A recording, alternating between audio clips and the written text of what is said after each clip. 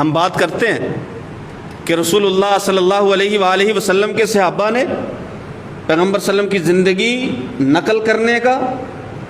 یاد کرنے کا، نقل کرنے کا، ہم تک پہنچانے کا انہوں نے حق ادا کر دیا ہے۔ آپ دیکھیے رسول اللہ صلی اللہ علیہ وسلم کا کوئی عمل، حتیٰ کہ آپ کا اٹھنا، آپ کا بیٹھنا، رسول اللہ صلی اللہ علیہ وسلم کا درمیان والا تشہد اس میں بیٹھنا، آخری تشہد میں بیٹھنا، اس بیٹھنے میں جو فرق ہے صحابہ کرام رضوان اللہ علیہ مجمعین نے وہ بھی بیان کر دیا۔ اب اگر کبھی رسول اللہ صلی اللہ علیہ وسلم وضو کر کے، تازہ وضو کر کے مسجد میں تشریف لائے، جو آپ کی داڑھی مبارک سے قطروں کا ٹپکنا تھا وہ بھی صحابہ کرام رضوان اللہ علیہ مجمعین نے بیان کر دیا۔ کس لیے؟ کہ ہم سے بعد والے جب لوگ آئیں گے تو انہیں